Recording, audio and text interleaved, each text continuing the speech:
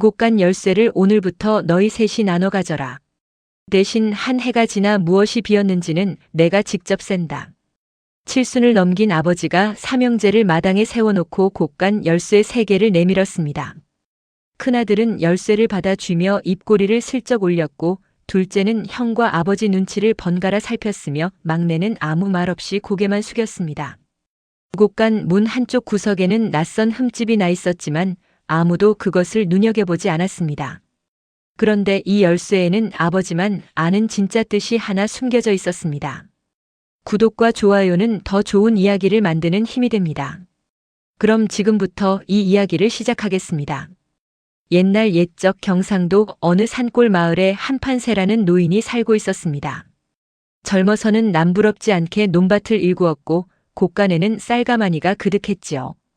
하지만 아내를 여의고 나이가 들면서 판세의 어깨는 조금씩 굽어갔습니다. 삼형제를 키워냈지만 정작 그 마음속을 제대로 들여다본 적은 없었습니다. 큰아들 서구는 셈이 빠르고 말주변이 좋았고 둘째 두칠은 늘 눈치만 보았으며 막내 차돌은 말수가 적은 대신 손발이 빨랐습니다. 차돌은 삼형제 중 가장 힘든 일을 도맡았습니다. 새벽같이 일어나 소를 몰고 논에 물을 대고 해가 지도록 곳간 앞마당을 쓸었지요. 그런데도 집안에서 차돌의 말은 늘 뒷전이었습니다. 형들이 다투다가도 결정은 아버지가 내렸고 아버지가 없을 땐 큰형수 연실의 말이 곧 법이었습니다. 차돌은 그저 묵묵히 일만 했습니다. 억울해도 참았고 서운해도 내색하지 않았지요. 그날도 다르지 않았습니다. 판세가 삼형제를 불러 모은 것은 해가 뉘엿뉘엿 넘어갈 무렵이었습니다. 마당에는 저녁 짖는 연기가 피어올랐고 개 짖는 소리가 멀리서 들려왔지요. 판세는 오랫동안 넣어두었던 나무 상자를 꺼내왔습니다. 그 안에는 곳간 열쇠 3개가 나란히 놓여 있었습니다. 이제 내 나이도 70이 넘었다. 언제 눈을 감아도 이상할 것이 없지. 판세의 목소리는 낮았지만 흔들림이 없었습니다. 삼형제는 서로의 얼굴을 살피며 아무 말도 하지 못했습니다. 곳간을 셋으로 나누지는 않겠다. 대신 열쇠를 셋에게 다 맡기마. 한 해 동안 너희가 곳간을 어떻게 지키는지 내가 지켜볼 것이다. 큰아들 서구가 먼저 입을 열었습니다. 아버님, 그 말씀은 곳간을 저희 셋이 함께 관리하라는 뜻이십니까? 그렇게 알아들어도 좋다. 서구의 눈이 순간 반짝였습니다. 곳간을 관리한다는 것은 곧 그 곳간의 곡식을 마음대로 오갈 수 있다는 뜻이기도 했으니까요. 둘째 두칠은 형의 표정을 흘깃 살피더니 아무 말도 보태지 않았습니다. 막내 차돌만이 조용히 물었습니다. 아버님, 저는 무엇을 하면 되겠습니까? 판세는 그 질문에 곧바로 답하지 않았습니다. 대신 셋을 번갈아 바라보다가 나직이 한마디를 던졌습니다. 곳간을 지키는 건 자물쇠가 아니라 사람의 마음이다. 그 말에 큰아들 서구는 피식 웃었습니다. 늙은 아버지가 또 알 수 없는 소리를 한다고 여긴 것이지요. 둘째 두칠은 무슨 뜻인지 몰라 고개만 갸웃했습니다. 막내 차돌은 그 말을 가만히 곱씹었지만 그 속뜻까지는 헤아리지 못했습니다. 그저 아버지가 늘 하시던 훈계 중 하나로 흘려들었을 뿐이었지요. 누가 이 말의 무게를 그때 알았겠습니까? 판세는 열쇠 3개를 하나씩 아들들의 손에 쥐어주었습니다. 손끝이 스칠 때 판세의 눈동자가 아주 잠깐 흔들렸습니다. 하지만 아무도 그 흔들림을 보지 못했습니다. 오늘부터 곳간문은 셋 중 누구든 열 수 있다. 다만 무엇을 넣고 무엇을 빼는지는 서로에게 숨기지 말거라.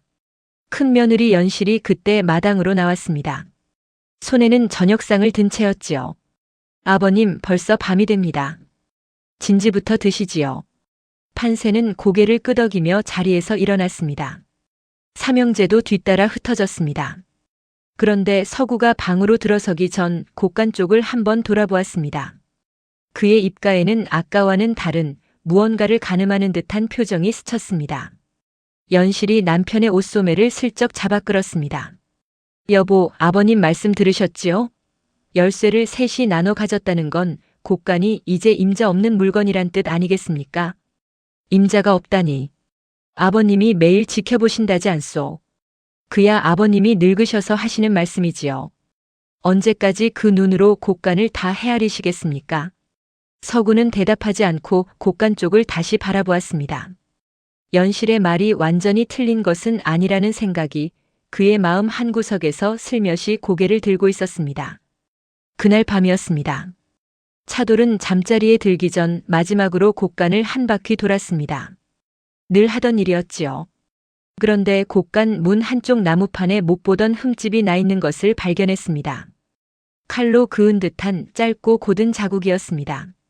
차돌은 고개를 갸웃했지만 대수롭지 않게 여기고 방으로 돌아갔습니다. 하지만 그 흠집은 대수롭지 않은 것이 아니었습니다. 이튿날부터 삼형제의 하루는 조금씩 달라졌습니다. 큰아들 서구는 부쩍 바깥 출입이 잦아졌습니다.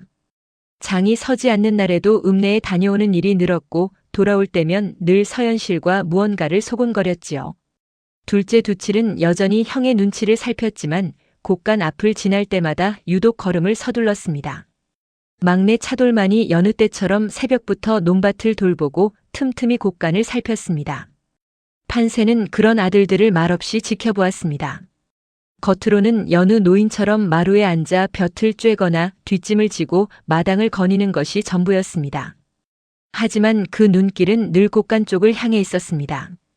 영감님, 요즘 통잠을 못 이루시는 것 같습니다. 이웃에 사는 노인이 지나가다 한마디 건넸습니다. 판세는 그저 웃음으로 답했습니다. 나이가 드니 잠이 없어지는 게지. 하지만 그것은 나이 때문이 아니었습니다. 판세는 매일 밤 아들들이 모두 잠든 뒤에야 홀로 곡간 근처를 서성였습니다. 그리고 그 흠집을 손끝으로 가만히 어루만지곤 했습니다. 그 손길에는 말로 다 못할 사연이 담겨 있었습니다. 오래전 세상을 떠난 아내가 마지막으로 남긴 말이 판세의 귓가에는 아직도 생생했습니다. 아내는 숨을 거두기 전 판세의 손을 잡고 이렇게 말했었지요. 여보, 재산으로는 자식의 마음을 알 수 없습니다. 부디 그 아이들의 진심을 볼 수 있는 방법을 찾아주세요. 그 말이 못내 마음에 걸려 판세는 몇 해를 궁리한 끝에 이 시험을 생각해낸 것이었습니다. 곡간 열쇠는 재산을 나누기 위함이 아니었습니다. 누가 무엇을 지키려 하고 누가 무엇을 탐하는지를 가만히 지켜보기 위함이었습니다. 왜 판세는 굳이 곡간에 흠집을 남겨두었을까요? 그리고 그 흠집은 대체 무엇을 세기 위한 표식이었을까요? 세월은 그렇게 조용히 그러나 분명하게 흘러가고 있었습니다. 삼형제는 저마다의 방식으로 곡간을 대했고 그 대하는 방식 하나하나가 훗날 돌이킬 수 없는 결과로 이어지리라는 것을 이때는 아무도 알지 못했습니다. 며칠 뒤 둘째 두칠이 형과 마주쳤습니다. 곡간 앞이었지요. 형님, 요즘 읍내에 자주 나가시더군요. 무슨 일이라도 있으십니까? 그저 볼 일이 있어서다. 너는 신경 쓸 것 없다. 두칠은 더 캐묻지 못했습니다. 어려서부터 형의 말에 토를 다는 법을 배우지 못한 탓이었지요. 그는 그저 곡간 문을 한번 흘깃 보고는 돌아섰습니다. 그런데 그 순간 곡간 안쪽에서 쌀가마니 하나가 자리를 옮긴 흔적을 보았습니다. 어제와는 분명 다른 자리였습니다. 두칠은 그것을 아버지에게 알려야 할지 형에게 물어야 할지 한참을 망설였습니다. 결국 아무 말도 하지 못한 채 그날도 조용히 넘어가고 말았습니다. 그렇게 세 아들은 서로 다른 마음으로 같은 곡간을 바라보고 있었습니다.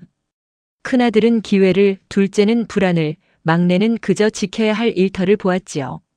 그리고 그 모든 것을 지켜보는 아버지의 눈은 삼형제 그 누구도 눈치채지 못하고 있었습니다.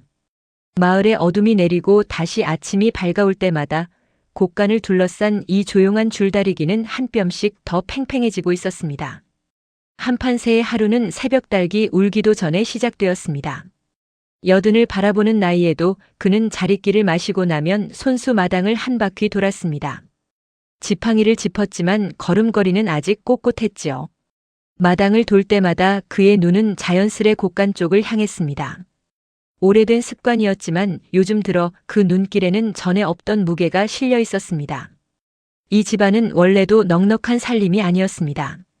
판세가 젊은 시절 손수 일군 논밭 몇 마지기와 그 논밭에서 거둔 곡식을 쌓아둔 곡간 하나가 전부였지요. 하지만 흉년이 아니고서야 세 아들 식솔들 먹고 사는 데는 부족함이 없었습니다.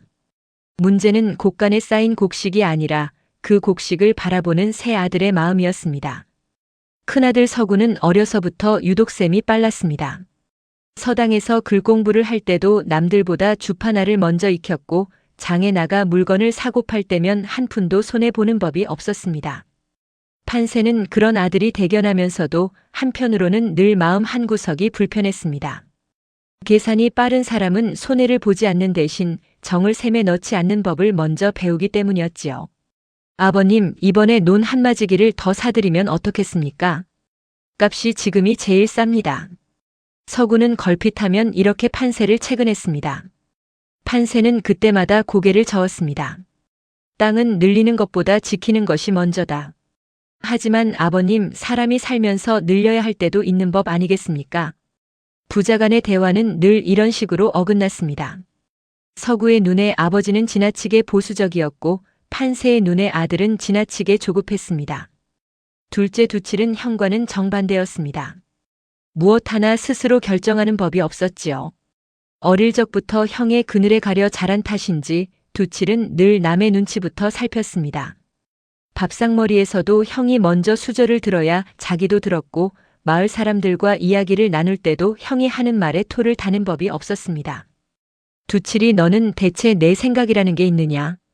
판세가 답답한 마음에 몇 번이고 물었지만 두칠은 그때마다 어색하게 웃으며 얼버무릴 뿐이었습니다. 형님 말씀이 맞겠지요. 그 대답에 판세는 속으로 한숨을 삼켰습니다. 우유부단함도 병이라면 병이었습니다. 두칠은 자기 몫을 챙기는 법도 옳고 그름을 가리는 법도 제대로 배우지 못한 채 나이만 먹어가고 있었습니다. 막내 차돌은 형들과 또 달랐습니다. 말수가 적고 손발이 부지런했지만 정작 자신의 처지에 대해서는 무심한 편이었습니다. 37이 되도록 장가도 들지 못했는데 그 흔한 중매 한 번 제대로 들어오지 않았습니다. 마을 사람들은 뒤에서 수군거리곤 했습니다. 막내는 사람은 좋은데 그저 일만 할 줄 알지 제 앞가림을 못하는구먼. 차돌 본인도 그 말을 모르지 않았습니다. 하지만 굳이 반박하지도 않았지요.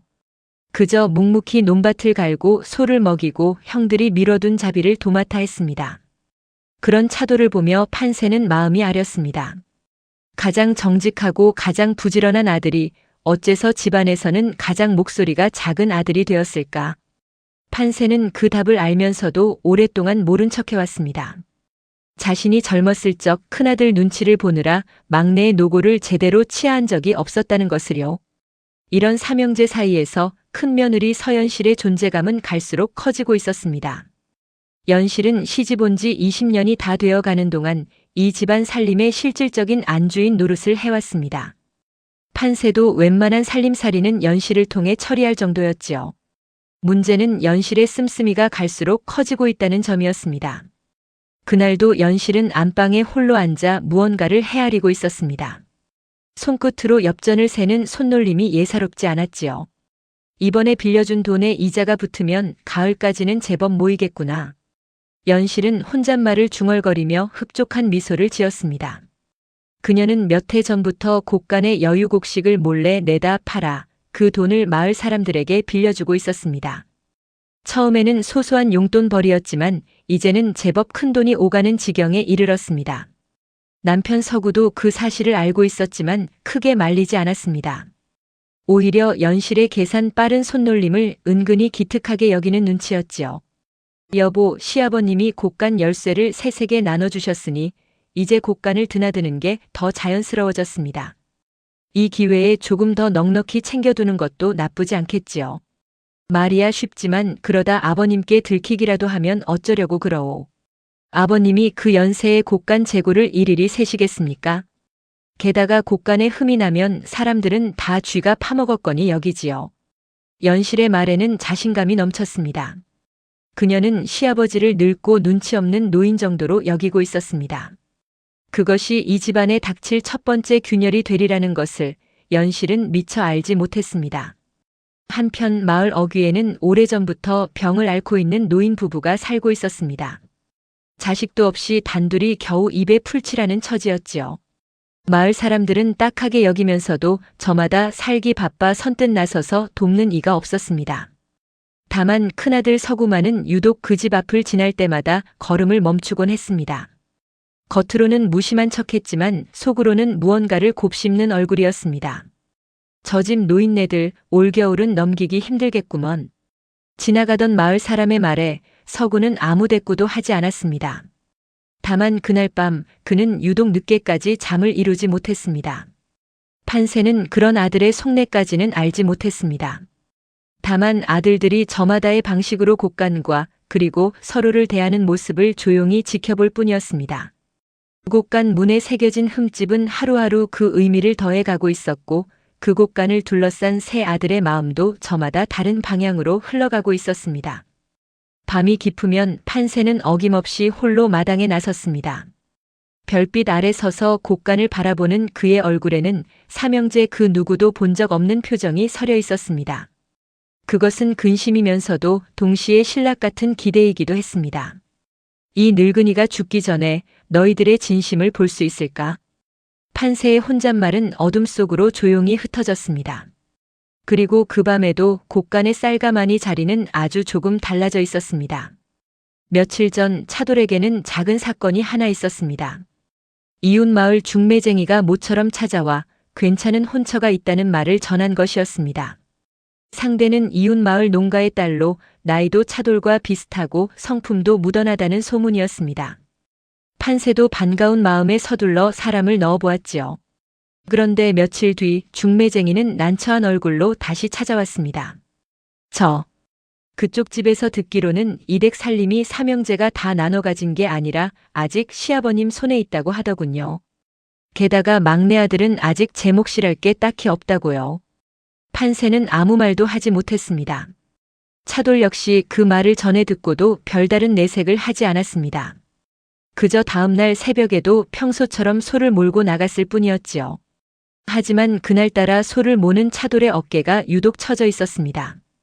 판세는 마루에 앉아 그 뒷모습을 오래도록 바라보았습니다. 자신이 곡간 열쇠를 세세게 나눠준 그 시험이 어쩌면 막내에게는 또 다른 짐이 될 수도 있겠다는 생각이 그제야 들었습니다. 한편 연실의 셈은 날이 갈수록 대담해지고 있었습니다. 그녀는 곡간에서 빼돌린 곡식을 장에 내다 팔 때 매번 조금씩 양을 다르게 하여 눈에 띄지 않도록 했습니다. 이번 달은 보리 2가마, 다음 달은 쌀 1가마 반. 남들이 보기에는 그저 집안 살림에 쓰는 양이려니 여길 정도의 눈속임이었습니다. 형님, 요즘 곡간에서 곡식이 좀 빠르게 줄어드는 것 같지 않습니까? 어느 날 두칠이 조심스레 서구에게 물었습니다. 서구는 순간 멈칫했지만 이내 태연한 얼굴로 답했습니다. 날이 습해서 곡식이 상한 게지. 상한 것은 골라내야 하지 않겠느냐. 두칠은 그 말을 완전히 믿지는 않았지만 더 캐물을 용기도 없었습니다. 그는 그저 고개를 끄덕이고 물러났습니다. 그리고 그 뒷모습을 지켜보던 연실의 입가에는 아주 옅은 안도의 미소가 스쳤습니다. 두칠은 방으로 돌아오는 길에도 마음이 편치 않았습니다. 무언가 석연치 않은 기분이 자꾸만 발목을 붙잡았지만 그것이 무엇인지 스스로도 딱히 짚어낼 수는 없었습니다. 곡간을 둘러싼 이 조용한 균열은 겉으로 보기에는 아무 일도 아닌 것처럼 흘러가고 있었습니다. 하지만 그 균열의 밑바닥에는 저마다의 결핍과 욕심과 침묵이 켜켜이 쌓이고 있었습니다. 그리고 그 모든 것을 지켜보는 판세의 눈은 아들들이 생각하는 것보다 훨씬 더 많은 것을 이미 보고 있었습니다. 가을 거지가 끝나갈 무렵 판세는 삼형제를 다시 마당에 불러 모았습니다. 곡간 열쇠를 나눠준 지도 벌써 반년이 지났다. 오늘은 처음으로 곡간을 열어 재고를 세어보겠다. 그 말에 큰아들 서구의 얼굴이 아주 잠깐 굳었습니다. 하지만 이내 태연한 표정을 되찾았지요. 삼형제와 판세, 그리고 큰며느리 연실까지 곡간 앞에 모였습니다. 곡간 문이 삐걱 소리를 내며 열리고 안에 쌓인 쌀가마니와 보리자루가 하나둘 세어지기 시작했습니다. 두칠이 먼저 이상한 낌새를 눈치챘습니다. 장부에 적힌 수와 실제 쌓인 가마니 수가 맞지 않았던 것입니다. 쌀 3가마, 보리 2가마가 비어 있었습니다. 흉년도 아니었고 큰 잔치를 치른 적도 없었습니다. 곡간 안이 순간 조용해졌습니다. 이게 대체 어찌된 일이냐? 판세의 목소리가 낮게 가라앉았습니다. 아무도 선뜻 대답하지 못했습니다. 그때 연실이 먼저 입을 열었습니다. 아버님, 제가 요 며칠 곳간을 살펴보니 막내 도련님이 밤늦게 곳간을 드나드는 걸 몇 번 보았습니다. 설마 하는 마음에 말씀을 안 드렸는데 차돌의 얼굴이 하얗게 질렸습니다. 형수님, 그건 제가 매일 밤 곳간 문단속을 하러 다녀서 그런 겁니다. 곡식을 빼돌린 적은 결코 없습니다. 문단속이야 늘 하던 일이지만 이렇게 곡식이 빈 것도 이번이 처음 아닙니까? 저야 본대로 말씀드릴 뿐입니다. 연실의 말투는 침착했지만 그 안에는 날카로운 가시가 숨어 있었습니다. 곳간 안의 공기가 순식간에 얼어붙었습니다. 이것이 바로 이 집안을 뒤흔들 사건의 시작이었습니다. 지금껏 조용히 흘러가던 삼형제의 일상은 이 한마디로 인해 돌이킬 수 없는 국면으로 접어들고 있었습니다. 큰아들 서구는 아무 말도 하지 않았습니다. 그저 팔짱을 낀 채 상황을 지켜볼 뿐이었지요. 그 침묵이 차돌에게는 더욱 서운하게 다가왔습니다. 형이라면 적어도 한마디 정도는 거들어 줄 법도 한데 말입니다. 아버님, 저는 정말로 아닙니다. 하늘의 맹세코 곳간의 곡식에는 손을 댄 적이 없습니다. 차돌의 목소리가 떨렸습니다. 태어나서 이토록 절박하게 무언가를 항변해 본 적이 없었습니다. 하지만 아무리 진심을 다해 말해도 증거가 없으니 그 말을 뒷받침할 방법이 없었습니다. 판세는 한참을 아무 말도 하지 않았습니다. 그저 곳간 안을 천천히 둘러보며 비어있는 자리와 흠집이 난 문짝을 번갈아 바라볼 뿐이었지요. 그 눈빛에서는 어떤 감정도 읽어낼 수 없었습니다. 오늘은 이만하자. 다들 물러가거라. 판세의 한마디에 삼형제는 뿔뿔이 흩어졌습니다.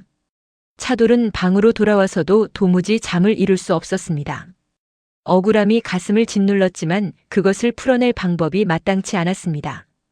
그날 밤 둘째 두칠이 차돌의 방문을 두드렸습니다. 차돌아, 자니?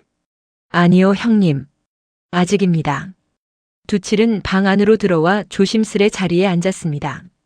나는 내가 그럴 사람이 아니라는 걸 안다. 하지만 형수님 앞에서 대놓고 편들 용기가 없구나. 미안하다. 괜찮습니다, 형님. 저도 형님 처지 이해합니다.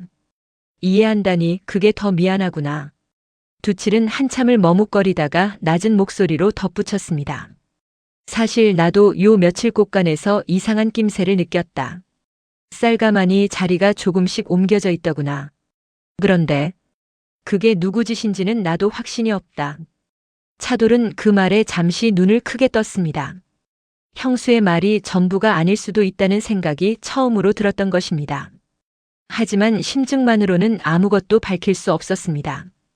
형님, 그럼 저와 함께 곳간을 지켜봐 주시겠습니까? 차돌이 조심스레 물었습니다. 두칠의 얼굴에 순간 두려움이 스쳤습니다. 그건 형수님이 아시면 내가 뭐라고 둘러대겠느냐. 게다가 만에 하나 정말 형님이 관련된 일이라면 나는 형님도 잃고 너도 곤란하게 만드는 셈이 아니냐. 형님도 곳간이 걱정되지 않으십니까? 걱정이야 되지만 미안하다. 나는 아직 그럴 용기가 없다.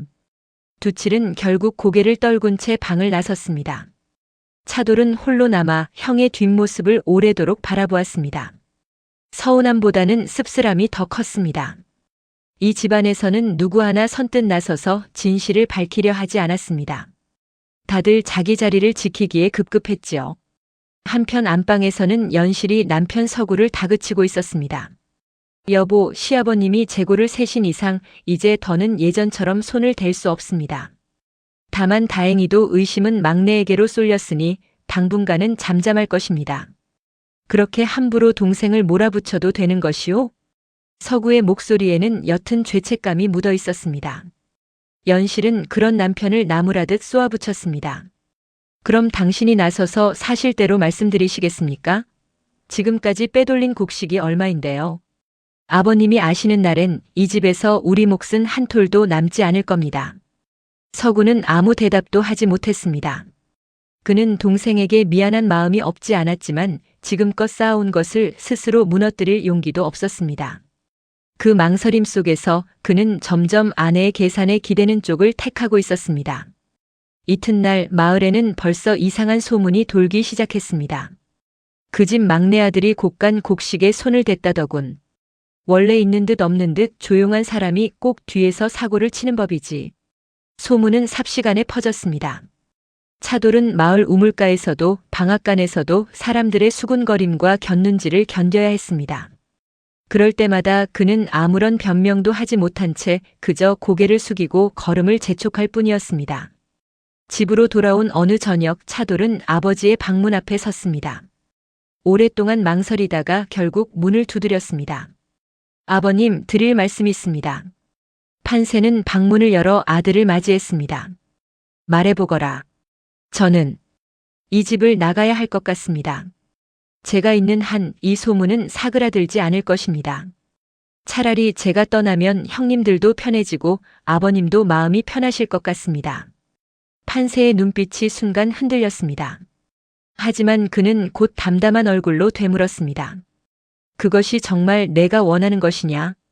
차돌은 쉽사리 대답하지 못했습니다. 사실 그는 이 집을 떠나고 싶지 않았습니다. 부지런히 갈아온 논밭도 정든 곳간도 무뚝뚝하지만 정 많은 아버지도 두고 갈 수는 없었습니다. 다만 억울함을 풀 방법이 없어 궁지에 몰렸을 뿐이었지요. 아닙니다, 아버님. 사실은 떠나고 싶지 않습니다. 다만 이대로 있으면 언제까지고 도둑 취급을 받을 것 같아 두렵습니다. 그렇다면 떠나지 말거라. 판세의 목소리는 단호했습니다. 억울한 일을 당했다고 자리를 피하는 것은 그 억울함을 스스로 인정하는 꼴밖에 되지 않는다. 진짜 내 결백을 밝히고 싶다면 도망칠 것이 아니라 맞서야 한다. 차돌은 아버지의 말을 가만히 되새겼습니다. 도망치는 것이 아니라 맞서는 것. 그 말이 마음 깊은 곳에서 무언가를 흔들어 놓았습니다. 그렇다면 제가 직접 밝혀내겠습니다. 누가 진짜로 곡간의 곡식에 손을 대고 있는지 이 두 눈으로 확인하겠습니다.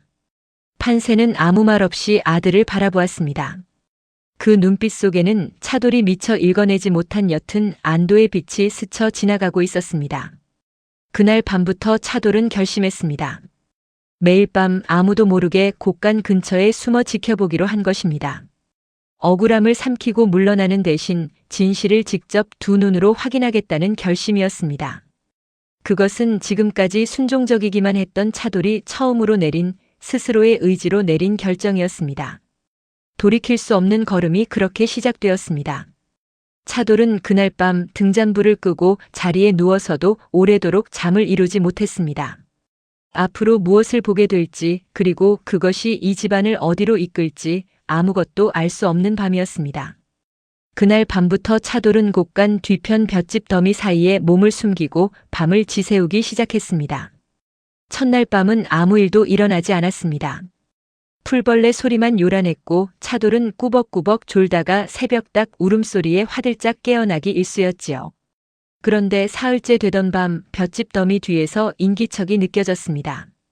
차돌은 숨을 죽이고 몸을 웅크렸습니다. 그림자 하나가 곡간 쪽으로 천천히 다가오고 있었습니다. 그게 누구요? 차돌이 벌떡 일어나 소리쳤습니다. 그림자가 화들짝 놀라 뒷걸음질 쳤습니다. 나다. 아버님이시다. 판세의 목소리였습니다. 차돌은 그제야 안도의 한숨을 내쉬며 고개를 숙였습니다. 아버님, 이 밤중에 어인 일이십니까? 판세는 잠시 아들을 바라보더니 볏짚 더미 옆에 천천히 걸터 앉았습니다. 내가 매일 밤 이곳에서 지새운다는 것을 내 진작 알고 있었다. 차돌은 놀란 얼굴로 아버지를 바라보았습니다.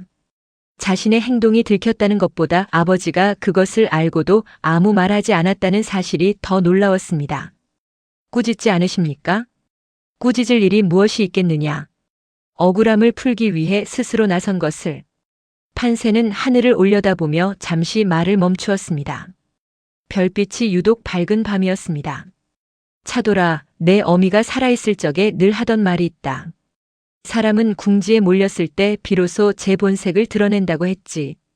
누군가는 도망치고 누군가는 남을 탓하고 또 누군가는 스스로 나서서 맞선다. 내가 지금 하는 일이 바로 그것이다.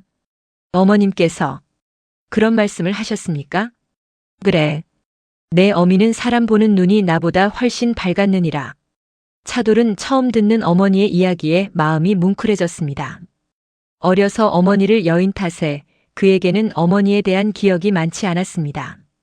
아버지의 입을 통해 듣는 어머니의 말 한마디 한마디가 그래서 더욱 소중하게 다가왔습니다. 곳간을 지키는 건 자물쇠가 아니라 사람의 마음이라 하셨지요. 아버님, 그 말씀의 참뜻을 이제 조금은 알 것 같습니다. 판세는 아무 대답 없이 그저 고개를 끄덕였습니다. 그 침묵 속에는 아들에게 다 말해주지 못하는 무언가가 있는 듯 했습니다. 오늘은 그만 들어가 쉬거라. 이 늙은 아비가 잠시 대신 지키고 있으마. 아닙니다, 아버님. 제가 시작한 일이니 제가 끝까지 지키겠습니다. 판세는 그런 아들을 물끄러미 바라보다가 결국 자리에서 일어났습니다. 고집도 어미를 닮았구나. 그 한마디를 남기고 판세는 안채로 돌아갔습니다. 차돌은 홀로 남아 아버지의 뒷모습이 어둠 속으로 사라질 때까지 바라보았습니다. 마음속에 알 수 없는 온기가 번지고 있었습니다. 태어나 처음으로 아버지와 조금 더 가까워진 듯한 밤이었습니다. 그날 이후로 차돌의 밤 지키기는 계속되었습니다. 그리고 그 속에서 크고 작은 우스운 소동들도 함께 벌어졌습니다. 첫 번째 소동은 나흘째 되던 밤에 일어났습니다. 차돌이 볏짚 더미 뒤에 숨어있던 그때 곳간 쪽에서 부스럭거리는 소리가 들려왔습니다. 차돌은 심장이 쿵쾅거리는 것을 느끼며 살금살금 다가갔습니다. 드디어 범인을 잡는구나 싶었지요. 그런데 곳간 문틈 사이로 살며시 고개를 내민 것은 사람이 아니라 통통하게 살이 오른 쥐 한 마리였습니다. 이런. 차돌은 허탈한 웃음을 터뜨릴 뻔했습니다. 마을 사람들이 말하던 쥐가 파먹었거니 하는 그 쥐가 정말로 곳간을 들락거리고 있었던 것입니다. 물론 쥐 한 마리가 쌀 세 가마를 축낼 리는 없었지만 적어도 그 흔적의 일부는 진짜 쥐 탓이었던 셈이지요. 차돌은 쥐를 쫓아내고 나서 곳간 벽 아래 작은 구멍을 발견하고 흙으로 틀어막았습니다. 사소한 일이었지만 그것만으로도 차돌은 묘한 성취감을 느꼈습니다. 두 번째 소동은 그로부터 며칠 뒤에 일어났습니다. 이번에는 둘째 두칠이 뜻밖의 손님으로 등장했습니다. 두칠은 형수 몰래 곳간 쪽으로 다가오다가 볏짚 더미에 숨어있던 차돌과 정면으로 마주치고 말았습니다. 으악! 으악! 두 사람은 동시에 비명을 지르며 서로를 향해 넘어질 뻔했습니다. 잠시 후 정신을 차린 두칠이 가슴을 쓸어내리며 말했습니다. 차돌아. 놀랐잖느냐. 나는 그저 궁금해서 와본 것뿐이다. 형님이야말로 이 밤중에 여기서 무얼 하고 계셨습니까? 두칠은 한참을 우물쭈물하다가 결국 실토했습니다. 사실은 나도 걱정이 되어서 말이다. 매일 형수님 눈치만 보다가 오늘은 용기를 내보려고 했다. 그런데 막상 오니 무섭기도 하고. 차돌은 그 말에 피식 웃음이 나왔습니다. 늘 형의 그늘에 숨어 지내던 두칠이 나름대로 용기를 낸 것이 대견하기도 했습니다. 형님, 그러면 오늘은 저와 같이 지켜보시지요. 두칠은 잠시 망설이다가 결국 고개를 끄덕였습니다. 두 형제는 그날 밤 나란히 볏짚 더미에 몸을 숨기고 두런두런 이야기를 나누며 곳간을 지켰습니다. 별다른 일은 일어나지 않았지만 그 밤은 두 사람 사이에 오랫동안 없었던 대화의 시간이 되어 주었습니다. 두칠 형님, 형님은 왜 늘 형님한테 아무 말도 못하십니까? 차돌이 조심스레 물었습니다.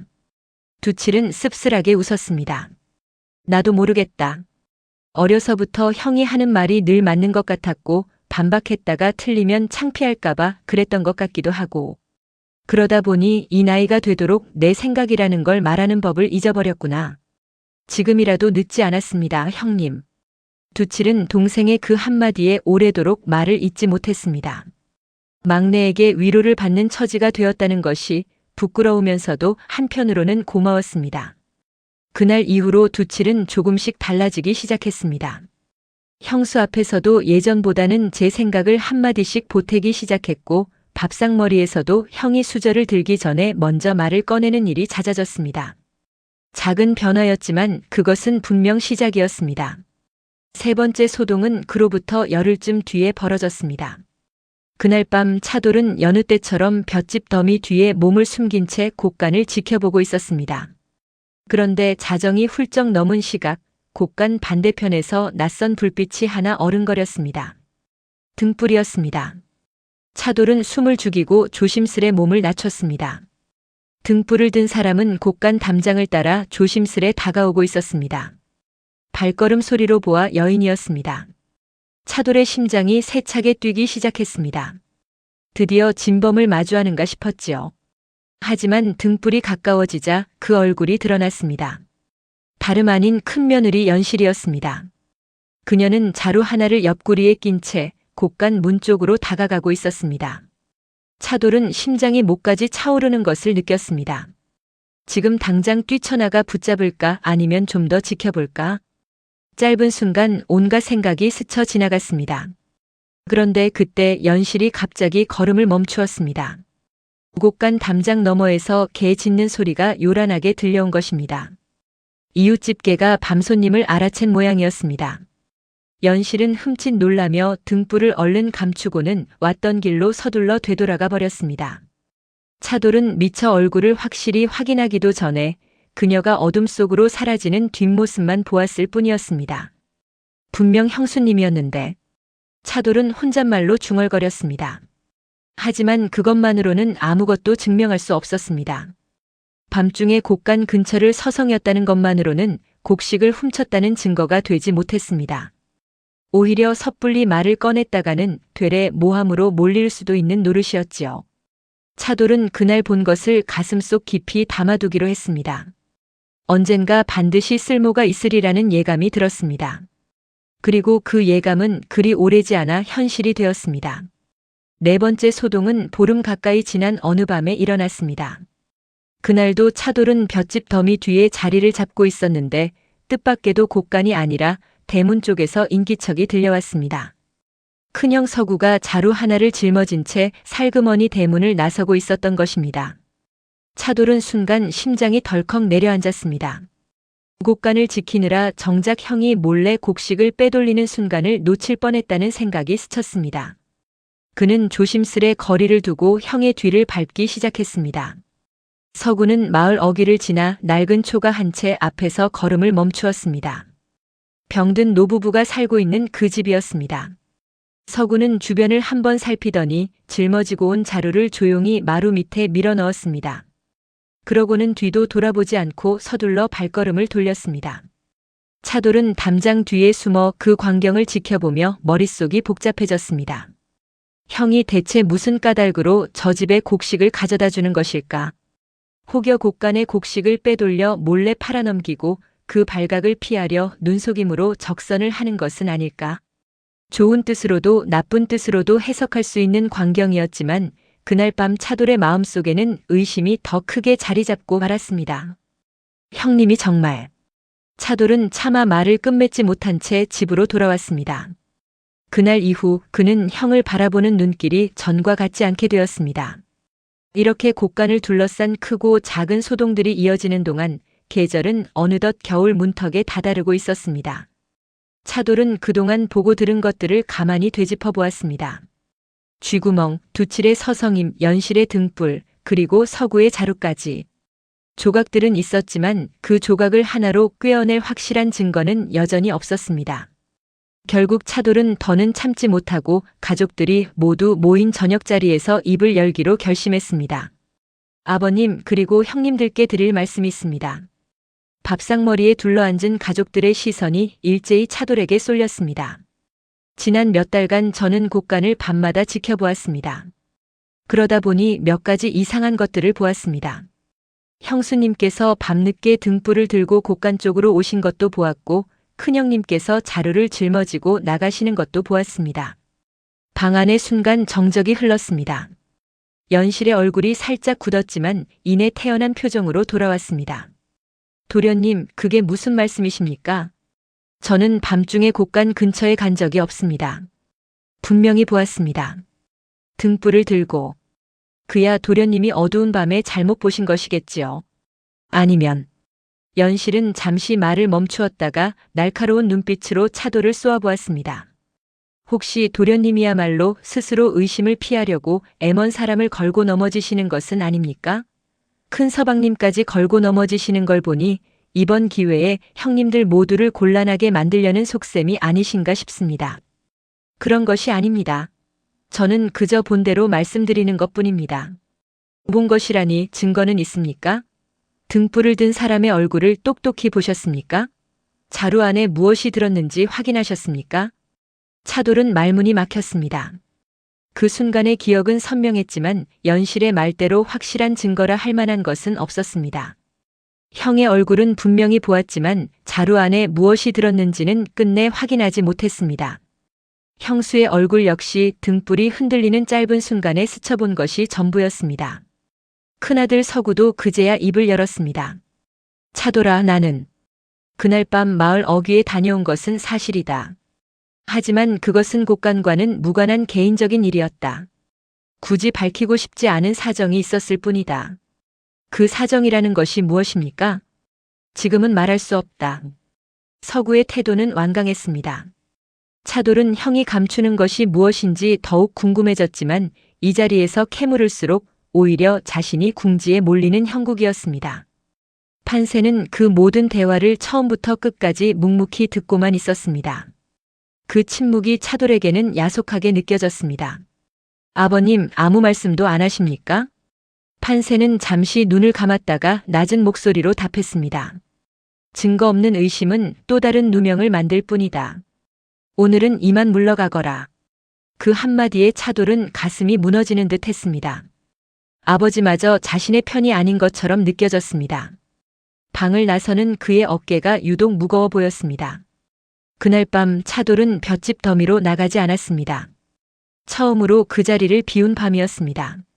몇 달간 이어온 노력이 오히려 자신을 더 불리한 처지로 몰아넣은 것 같은 기분에 그는 깊은 무력감을 느꼈습니다. 그때 방문 밖에서 조심스러운 노크 소리가 들려왔습니다. 두칠이었습니다. 차돌아, 들어가도 되겠느냐? 차돌은 힘없이 고개를 끄덕였습니다. 두칠은 방 안에 들어와 동생의 맞은편에 앉았습니다. 오늘 형수님 앞에서 참 힘들었겠구나. 형님, 저는 제가 본 것이 틀림없다고 생각했습니다.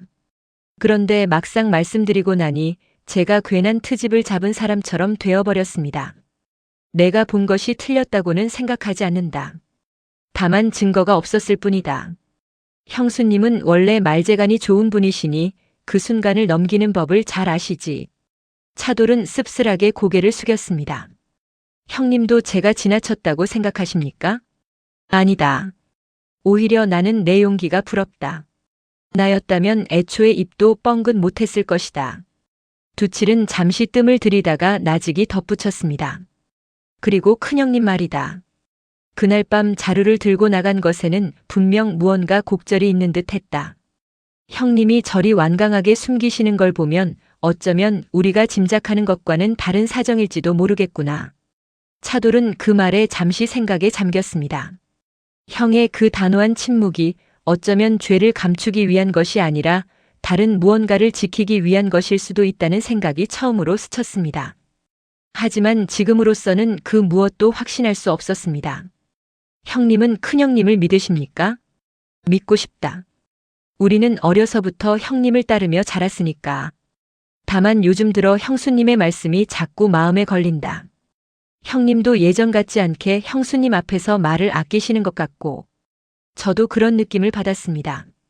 형님이 무언가에 짓눌려 계신 것 같습니다. 두칠은 고개를 끄덕이며 한숨을 내쉬었습니다. 이 집안이 언제부터 이렇게 서로 눈치를 보게 되었을까? 아버님이 열쇠를 나누어 주시기 전에는 그래도 다들 한 이불 덮고 자던 형제 아니었느냐? 아버님도 그걸 걱정하셨던 것 같습니다. 그러니 이런 시험까지 벌이신 것이겠지요. 두 형제는 한참 동안 말없이 등잔불만 바라보았습니다. 서로에게 다 하지 못한 말들이 그 침묵 속에 고여 있었습니다. 오늘은 그만 쉬거라. 내일은 또 내일의 해가 뜰 것이다. 두칠은 동생의 어깨를 가만히 두드려주고는 방을 나섰습니다. 차돌은 홀로 남아 오랫동안 잠을 이루지 못했습니다. 내가 틀린 것일까? 방 안에 홀로 앉은 차돌은 그렇게 중얼거렸습니다. 진실을 밝히려던 그의 걸음이 오히려 가족들 사이에서 더 큰 오해와 균열을 만들어낸 것처럼 보이는 밤이었습니다. 겉으로 보기에는 아무것도 나아진 것이 없었고 오히려 상황은 더 나빠진 듯 했습니다. 하지만 그 누구도 알지 못했습니다. 이 밤이야말로 진실을 향해 한 걸음 더 다가선 밤이었다는 것을요. 그날 밤 이후 연실은 잠을 이루지 못했습니다. 겉으로는 태연하게 넘겼지만 속으로는 위기감이 스멀스멀 피어오르고 있었습니다. 막내 도련님이 저리 끈질기게 나온다면 언젠가는 정말로 들통이 나고 말 것이다.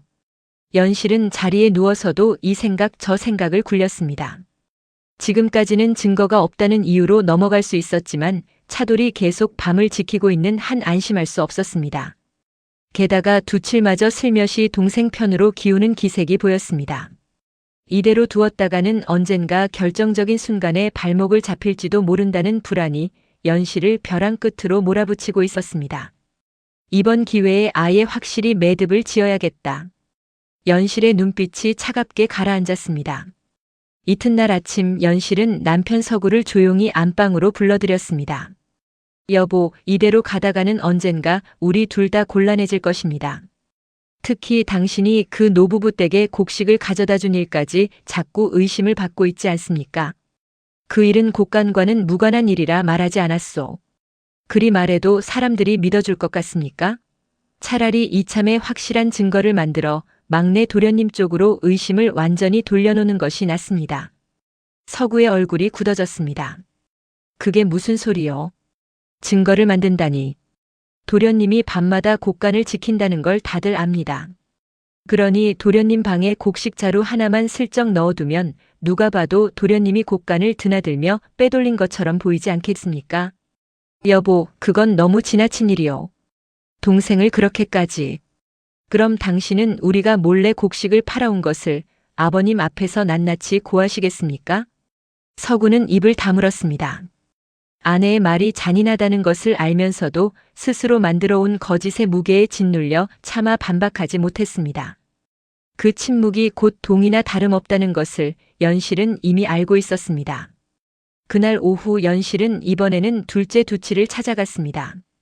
서방님, 요 며칠 막내 도련님과 부쩍 가까워지신 것 같습니다. 그야 동생이니 걱정이 되어서. 서방님도 아시다시피 도련님이 저리 자꾸 근거 없는 말을 퍼뜨리시면 결국 이 집안 전체가 흔들립니다. 서방님까지 도련님 편을 드시면 아버님께서는 두 분 모두를 의심하게 되실지도 모릅니다.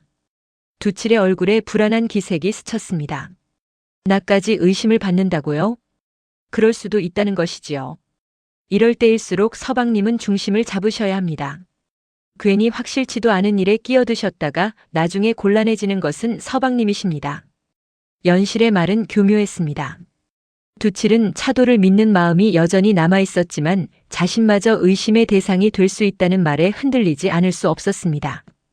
그는 결국 아무 대답도 하지 못한 채 고개를 떨구었습니다. 그날 이후 두칠은 차돌과 눈을 마주치는 것조차 어색해했고 밤마다 함께하던 곳간 지키기에도 더는 나서지 않았습니다. 이렇게 하나둘 차돌의 곁이 비어가는 사이 연실은 마지막 계획을 실행에 옮길 준비를 마쳤습니다. 그날 저녁 온 가족이 저녁상을 물리고 마루에 둘러앉아 있을 때였습니다. 연실이 갑자기 자리에서 일어나더니 다급한 얼굴로 안채 쪽을 가리켰습니다. 아버님, 이상한 냄새가 납니다. 곡식 냄새가 도련님 방 쪽에서 나는 것 같은데요. 판세는 미간을 좁히며 자리에서 일어났습니다. 온 가족이 차돌의 방 앞으로 몰려갔습니다. 방문을 열자 정말로 이불장 아래에서 곡식이 담긴 작은 자루 하나가 발견되었습니다. 자루에는 곡간에서 쓰던 것과 똑같은 매듭이 묶여 있었습니다. 이게 대체 어찌된 일이냐? 판세의 목소리가 크게 흔들렸습니다. 차돌은 그 자루를 보는 순간 온몸에 피가 얼어붙는 듯 했습니다. 저는 정말 모르는 일입니다. 누군가 일부러 넣어둔 것입니다. 도련님, 이 자루가 스스로 걸어 들어오기라도 했다는 말씀이십니까? 연실의 목소리는 침착했지만 그 눈빛에는 승리를 확신하는 빛이 스쳐 지나갔습니다. 서구는 차마 아내를 바로 보지 못한 채 고개를 숙였습니다. 두칠 역시 아무 말도 하지 못하고 그저 방바닥만 내려다볼 뿐이었습니다. 판세는 한참 동안 그 자루를 내려다보았습니다. 손끝이 가늘게 떨리고 있었습니다. 반년 넘게 지켜온 시험이 이 순간 완전히 무너지는 듯한 얼굴이었습니다. 아버님, 정말입니다. 저를 믿어주십시오. 차돌의 절규가 마당에 울려 퍼졌습니다. 하지만 눈앞의 증거는 너무나 명백해 보였습니다. 판세는 아무 말도 하지 못한 채 그저 자루와 아들의 얼굴을 번갈아 바라볼 뿐이었습니다. 바로 그 순간이었습니다. 판세의 몸이 휘청하더니 그대로 마루 바닥에 쓰러지고 말았습니다. 아버님! 삼형제와 연실이 동시에 비명을 질렀습니다. 판세는 가슴을 움켜쥔 채 거친 숨을 몰아쉬고 있었습니다. 반평생 지켜온 믿음이 그리고 죽은 아내가 남긴 마지막 부탁이 한순간에 무너져 내리는 충격을 그 늙은 몸이 견디지 못한 것이었습니다. 얼른 의원을 불러라. 서구가 다급히 외쳤습니다. 온 집안이 삽시간에 아수라장이 되었습니다. 차돌은 쓰러진 아버지 곁에 무릎을 꿇은 채 아무 말도 하지 못하고 그저 떨리는 손으로 아버지의 손을 붙잡을 뿐이었습니다. 의원이 도착해 진맥을 짚어보는 동안 방 안에는 무거운 침묵만이 흘렀습니다. 한참 후 의원이 어두운 얼굴로 입을 열었습니다. 심려가 지나치셨던 모양입니다. 당장 큰 탈은 없으시나 며칠은 정신을 놓으실 수도 있습니다. 조용히 안정을 취하셔야 합니다. 그 말에 방 안의 모두가 고개를 떨구었습니다. 차돌은 아버지의 야윈 손을 붙잡은 채 눈물을 흘렸습니다. 아버님 죄송합니다. 제가 괜한 일을 벌여서. 그러나 그 사죄가 정작 누구를 향한 것인지 차돌 자신도 알 수 없었습니다. 자신이 결백을 밝히려 나선 일이 결국 아버지를 쓰러뜨린 것인지 아니면 처음부터 이 모든 것이 다른 누군가의 계략이었는지 머릿속이 온통 뒤엉켜 있었습니다. 등잔불이 가물거리는 방 안에서 차돌은 그렇게 홀로 밤을 지새웠습니다. 의원이 돌아간 뒤에도 차돌은 아버지 곁을 떠나지 않았습니다. 다른 형제들도 걱정스러운 얼굴로 방 안을 오갔지만 정작 서로에게는 아무 말도 건네지 못했습니다. 방 한쪽 구석에는 여전히 그 곡식 자루가 놓여 있었습니다. 아무도 그것을 치울 생각을 하지 못한 채였지요. 밤이 깊어지자 두칠이 조용히 차돌 곁으로 다가와 앉았습니다. 차돌아 미안하다. 형수님 말씀에 흔들려서 며칠 동안 너를 멀리했었다. 그런데 오늘 이 일을 보니 아무래도 이상하다는 생각이 자꾸 든다. 무엇이 이상하다는 말씀이십니까? 그 자루 말이다. 내가 정말 곡식을 빼돌렸다면 어째서 굳이 매듭까지 곡간과 똑같이 묶어두었겠느냐. 오히려 티가 나지 않게 감췄을 것 아니냐. 차돌은 그 말에 눈을 크게 떴습니다. 두칠의 말이 맞았습니다. 정말로 죄를 지은 사람이라면 그렇게 허술하게 흔적을 남기지는 않았을 것입니다. 하지만 그 의심을 입 밖으로 꺼내는 것조차 지금은 너무나 조심스러운 일이었습니다. 하지만 형님, 지금 그런 말씀을 드려봐야 누가 믿어주겠습니까? 아버님은 저리 쓰러지셨고 저는 이미 도둑으로 낙인 찍힌 마당인데요. 두칠은 아무 대답도 하지 못했습니다. 그저 동생의 어깨를 가만히 짚어줄 뿐이었습니다. 그날 밤 이 집안에서 무언가 돌이킬 수 없는 것이 무너져 내렸습니다. 그것은 곡간의 곡식도 자루 하나의 무게도 아니었습니다. 반년 동안 조금씩 쌓아 올렸던 믿음, 그리고 아버지의 건강. 그 두 가지가 이 밤 동시에 무너지고 있었습니다. 차돌은 쓰러진 아버지의 얼굴을 내려다보며 태어나 처음으로 모든 것을 잃은 듯한 절망을 느꼈습니다. 밤이 깊도록 차돌은 아버지 머리맡을 떠나지 않았습니다. 판세는 열에 들떠 가끔 헛소리를 중얼거릴 뿐 좀처럼 정신을 차리지 못했습니다. 방 안에는 등잔불 하나만이 흔들리며 두 사람의 그림자를 벽에 들이우고 있었습니다. 차돌은 그 밤 태어나서 가장 깊은 바닥에 닿아 있었습니다. 결백을 밝히려던 걸음이 오히려 아버지를 쓰러뜨렸다는 자책이 가슴을 짓눌렀습니다. 도둑이라는 누명, 형제들의 흔들리는 눈빛, 그리고 정신을 놓은 아버지까지 모든 것이 한꺼번에 무너져 내린 듯 했습니다. 제가 대체 무엇을 위해 그렇게 매달렸던 것일까요? 차돌은 잠든 아버지를 향해 나직이 물었습니다. 대답이 돌아올 리 없었지만 그렇게라도 마음을 토해내지 않으면 견딜 수가 없었습니다. 그 순간 문득 아버지가 별빛 아래서 했던 말이 떠올랐습니다. 곡간을 지키는 건 자물쇠가 아니라 사람의 마음이다. 차돌은 그 말을 몇 번이고 되뇌었습니다. 처음 그 말을 들었을 때는 그저 알쏭달쏭한 훈계로만 여겼습니다. 하지만 지금 이 순간 그 말의 무게가 전혀 다르게 다가왔습니다. 자물쇠로는 곳간을 지킬 수 있어도 사람의 진심까지는 지킬 수 없다는 뜻이었을까요? 아니면 진심을 지키는 사람만이 결국 무엇이든 지켜낼 수 있다는 뜻이었을까요? 차돌은 그제야 깨달았습니다. 자신이 그동안 증명하려 했던 것은 결백만이 아니었습니다. 자신이 이 집안에서 목소리를 낼 자격이 있는 사람이라는 것, 묵묵히 일만 하는 존재가 아니라 스스로 판단하고 맞설 수 있는 사람이라는 것, 그것을 증명하고 싶었던 것입니다. 그리고 그 마음은 누명을 썼다고 해서 결코 틀린 것이 아니었습니다. 포기하지 않겠습니다. 차돌은 어둠 속에서 조용히 다짐했습니다. 설령 지금 당장 진실이 밝혀지지 않더라도 끝까지 아버지 곁을 지키고 끝까지 진심을 다하겠다는 다짐이었습니다. 그런데 그때 판세가 열에 들뜬 채 무언가를 웅얼거리기 시작했습니다. 여보. 곳간 밑에. 그 아이들에게. 차돌은 귀를 바짝 기울였습니다. 곳간 바닥. 삼배 주머니. 당신 유언. 차돌의 눈이 크게 뜨였습니다. 곳간 바닥에 무언가 숨겨져 있다는 뜻이었습니다. 그것도 돌아가신 어머니의 유언과 관련된 물건이었습니다. 차돌은 자리에서 벌떡 일어났습니다. 지금 당장 확인해야 한다는 생각이 온몸을 휘감았습니다. 하지만 밖은 아직 캄캄한 새벽이었습니다. 차돌은 잠시 망설이다가 결국 등불을 들고 조용히 곳간으로 향했습니다. 곳간 안은 서늘하고 고요했습니다. 차돌은 아버지가 늘 서성이던 자리, 흠집이 난 문짝 아래쪽 바닥을 유심히 살폈습니다. 흙이 살짝 도드라져 있는 곳이 눈에 띄었습니다. 그는 조심스레 흙을 파헤치기 시작했습니다. 얼마 지나지 않아 손끝에 무언가 단단한 것이 닿았습니다. 낡은 삼배 주머니였습니다.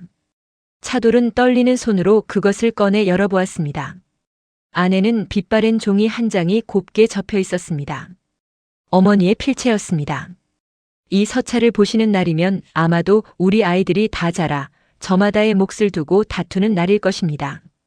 부디 재산을 먼저 나누지 마시고 그 아이들이 서로를 어떻게 대하는지를 먼저 보아주세요. 재물보다 귀한 것은 위기 속에서도 서로를 믿어주는 마음입니다. 차돌은 그 글을 읽으며 눈시울이 뜨거워졌습니다. 아버지가 반년간 벌인 이 모든 시험의 뿌리가 바로 이 한 장의 편지에 있었던 것입니다. 날이 밝자 판세는 서서히 정신을 차리기 시작했습니다. 차돌은 삼배 주머니를 품에 안은 채 아버지 곁으로 달려갔습니다. 아버님, 곳간 바닥에서 이것을 찾았습니다. 판세는 힘겹게 눈을 뜨고 그 주머니를 바라보았습니다. 그의 눈에 순간 눈물이 고였습니다. 그래, 내 어미의 유언이다. 이걸 벌써 찾았구나. 아버님, 왜 진작 말씀해 주시지 않으셨습니까? 말로 전하는 것보다 너희가 스스로 그 진심을 깨닫기를 바랐다. 재물이 아니라 사람을 먼저 보는 법을 말이다. 그때 마당에서 인기척이 들려왔습니다. 소식을 들은 서구와 두칠 그리고 연실이 방 앞에 모여든 것이었습니다. 판세는 힘겹게 몸을 일으켜 앉았습니다. 다들 이리 와 앉거라. 이제 이 늙은 아비가 할 말이 있다. 가족들이 방 안에 둘러앉았습니다. 판세는 삼배 주머니를 손에 쥔 채 낮지만 분명한 목소리로 입을 열었습니다. 이 서찰은 내 어미가 남긴 유언이다. 재산을 나누기 전에 너희의 진심을 먼저 보라 하셨다. 그래서 나는 곳간 열쇠를 세세게 나누어 주고 반년 동안 지켜보았다. 연실의 얼굴이 순간 창백해졌습니다. 판세는 그런 며느리를 똑바로 바라보며 말을 이었습니다. 나는 매일 밤 곳간 근처를 서성였다. 늙은이 잠이 없어서라 둘러댔지만 사실은 이 눈으로 직접 지켜보고 있었던 것이다. 방 안이 순간 얼어붙었습니다. 판세는 담담히 말을 이었습니다. 차돌이 등불을 든 여인을 보았다던 그 밤, 나 역시 그 자리에 있었다. 곳간 담장을 따라 자루를 들고 다가온 사람이 누구였는지 나는 똑똑히 보았다. 다만 개가 짖는 바람에 그 사람이 서둘러 달아나느라 자루를 미처 챙기지 못하고 담장 밑에 떨어뜨리고 갔더구나. 나는 그것을 다음 날 아침 몰래 거두어 두었다. 판세는 품속에서 낡은 자루 하나를 꺼내 놓았습니다. 차돌의 방에서 발견된 자루와 똑같은 매듭이 묶여 있었습니다.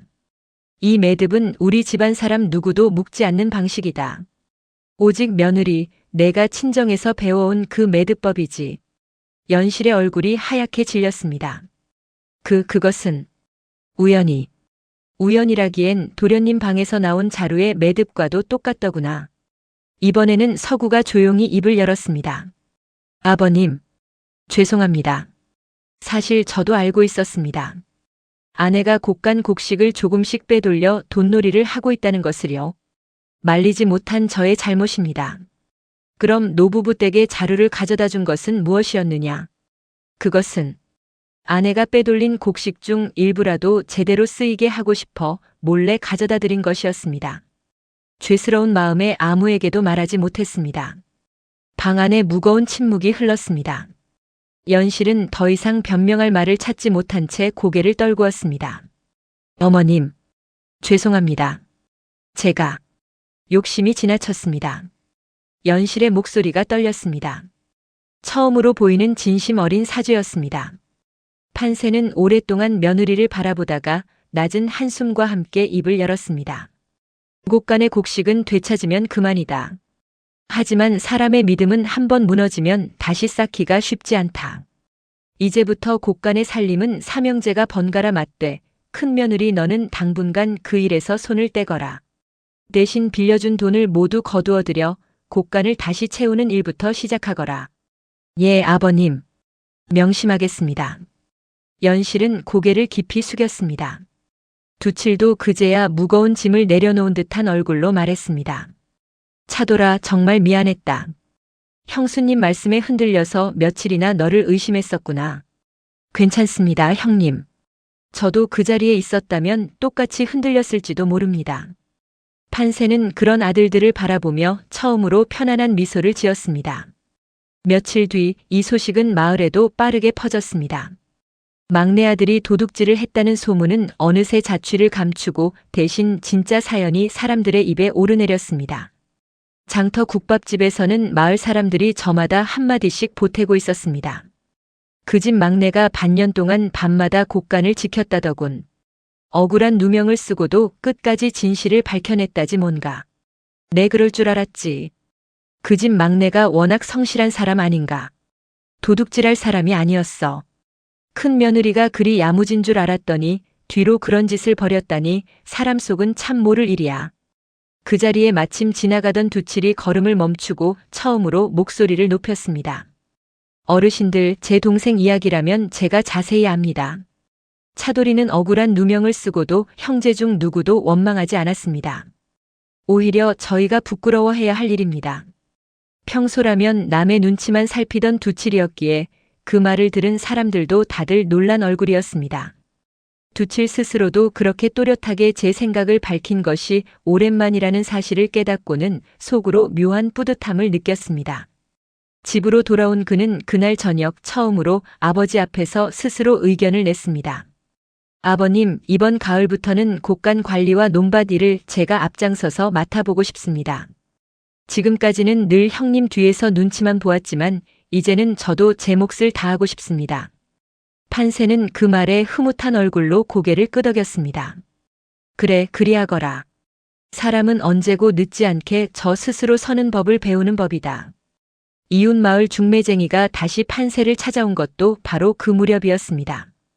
이번에는 지난번과는 사뭇 다른 얼굴이었습니다. 어르신, 지난번 그 댁에서 다시 이야기를 나누고 싶다 하십니다. 소문을 들으니 도련님이 참으로 심지 굳은 분이라고요. 판세는 흐뭇한 얼굴로 차돌을 바라보았습니다. 차돌은 부끄러운 듯 고개를 숙였지만 그 얼굴에는 예전에 없던 옅은 미소가 번지고 있었습니다. 차돌아, 이번에는 내 뜻이 어떠하냐? 판세가 묻자 차돌은 한참을 머뭇거리다가 나직이 답했습니다. 아버님이 좋다 하시면 저도 한번 뵙고 싶습니다. 그 대답에 판세는 소리내어 웃었습니다. 오랜만에 듣는 아버지의 웃음소리에 곁에 있던 두칠과 서구도 덩달아 웃음을 터뜨렸습니다. 그렇게 몇 달 뒤 차돌은 정식으로 혼례를 치르게 되었습니다. 마당에는 오랜만에 웃음소리가 가득했고 형들도 팔을 걷어붙이고 손님상을 나르며 기꺼이 동생의 잔칫날을 도왔습니다. 연실 역시 부엌 길을 도맡아 하며 예전과는 달리 진심 어린 얼굴로 새 식구를 맞이했습니다. 판세는 마루에 앉아 그 모든 광경을 바라보며 몇 번이고 눈시울을 붉혔습니다. 계절이 몇 번 바뀌고 곡간에는 다시 곡식이 그득 쌓였습니다. 연실이 거두어들인 돈으로 채운 곡식이었지요. 그 과정은 결코 쉽지 않았습니다. 연실은 그동안 돈을 빌려주었던 마을 사람들을 하나하나 찾아다니며 빌려준 원금만 돌려받고 이자는 모두 탕감해 주었습니다. 그동안 부당한 이자를 받아 죄송합니다. 앞으로는 그런 일이 없을 것입니다. 연실이 고개를 숙이며 사죄할 때마다 마을 사람들은 처음에는 놀란 얼굴이었다가 이내 수군거렸습니다. 그댁 며느리가 어지간히 크게 혼이 났나 보구먼. 그래도 이렇게 손수 찾아와 사죄하는 걸 보니 사람이 아주 못쓰게 된 것은 아닌가 보오. 처음에는 부끄러움에 고개를 들지 못하던 연실도 그렇게 하나둘 빚을 정리해 나가면서 조금씩 예전과 다른 얼굴이 되어갔습니다. 계산에 박던 손끝은 이제 살림을 다시 일으키는 데 쓰이고 있었습니다. 판세는 그런 며느리의 변화를 묵묵히 지켜보았습니다. 사람은 크게 넘어져 봐야 제 발밑을 제대로 보는 법이다. 판세는 가끔 그렇게 혼잣말을 하곤 했습니다. 삼형제는 이제 번갈아가며 곡간을 살폈고 그 문 앞에는 예전의 낯선 흠집 대신 세 아들이 함께 새긴 작은 표식 하나가 새로이 자리 잡았습니다. 어느 봄날 판세는 다시 마당에 나와 볕을 쬐고 있었습니다. 굽었던 어깨는 여전했지만 그 얼굴에는 반년 전과는 다른 평온함이 감돌았습니다. 마당에서는 삼형제가 함께 곡간 지붕을 손보고 있었고 그 곁에서 연실이 새참을 내어오고 있었습니다. 예전 같으면 남의 눈치를 살피며 뒷전에 물러나 있었을 차돌이 이제는 형들과 스스럼 없이 농을 주고받으며 웃고 있었습니다. 옛날 옛적 이 마당에서 판세가 처음 삼형제를 불러 모았을 때 큰아들의 눈에는 샘이, 둘째의 눈에는 두려움이, 막내의 눈에는 침묵이 담겨 있었습니다. 하지만 지금 이 마당에는 샘도 두려움도 침묵도 아닌 웃음소리가 가득했습니다. 곡간 문에는 더 이상 낯선 흠집이 아니라 삼형제가 함께 새긴 표식이 자리하고 있었고 그 표식을 바라보는 판세의 눈빛에는 지난날의 근심 대신 깊은 안도가 서려 있었습니다. 판세는 그 광경을 가만히 바라보다가 품속의 삼배 주머니를 꺼내 다시 한번 쓸어보았습니다. 여보, 이제야 당신 뜻을 다 이룬 것 같소. 그는 혼잣말로 나직이 중얼거렸습니다. 하늘은 맑았고 곡간 위로 봄볕이 따스하게 내려앉고 있었습니다. 마당을 가득 채운 삼형제의 웃음소리가 그 봄볕 사이로 오래도록 울려 퍼졌습니다. 곡간을 지키는 것은 자물쇠가 아니라 사람의 마음이었습니다. 그리고 그 마음을 끝내 알아보는 것 또한 사람의 몫이었습니다. 반년의 시험 끝에 이 집안이 되찾은 것은 곡간을 채운 곡식이 아니라 서로를 다시 믿을 수 있게 된 마음이었습니다. 지금 화면에 나오는 더 재미있는 영상들도 함께 해주세요. 그럼 모두 행복한 하루 보내세요. 감사합니다.